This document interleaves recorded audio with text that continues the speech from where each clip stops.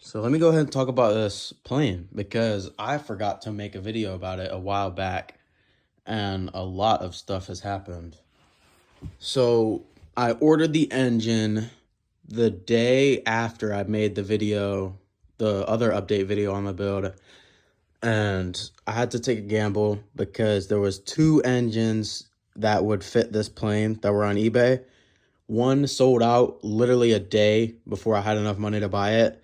And then there was this one, and there wasn't a lot of info on it at all. It was from Top Fun RC on eBay. Don't buy from them. I don't recommend it. So this is an engine from the 80s, I believe. Pro. I don't know what it is. It's a 61 size, and it looked good in all the pictures. It just didn't have a muffler or a glow plug. But if you can see, there's a tiny little bend in the crankshaft, and that made this engine unserviceable. I can't use this engine, and I was looking for parts online, and they just don't exist. I can't find them anywhere. I think I found one, and it just wasn't worth the trouble. So I went out and I bought another one. This is a K&B engine. It's also a 61 size. You can see it right there. It's a little more compact, but it came with a muffler and a glow plug and a really nice carburetor that I actually broke. I'll get into that in a minute. So this dude had actually cleaned up this engine. It was a lot nicer. He had a lot of info on it, and it's missing some parts right now, so the engine's gonna spin freely.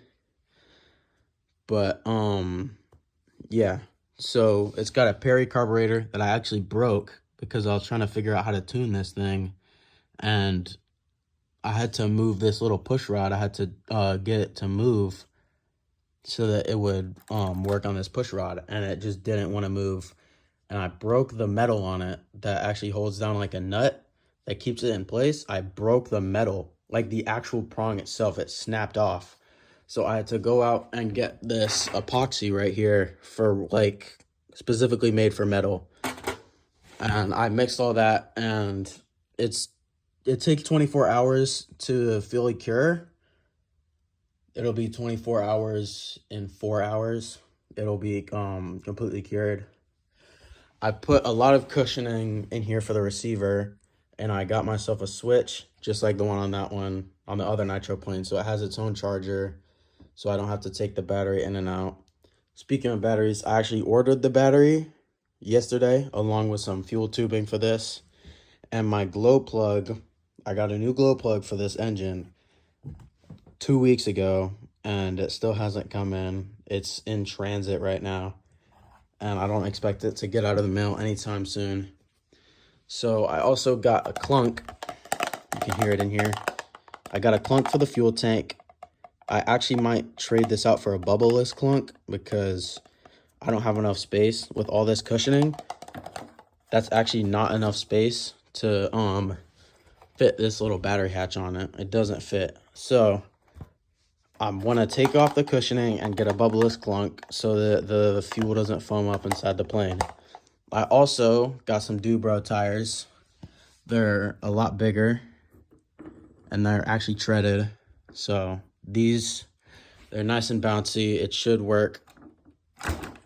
Oh, it's kind of hard to show you on the carpet, but they're nice and bouncy. And like I said, I ordered the battery and some fuel tubing for this yesterday.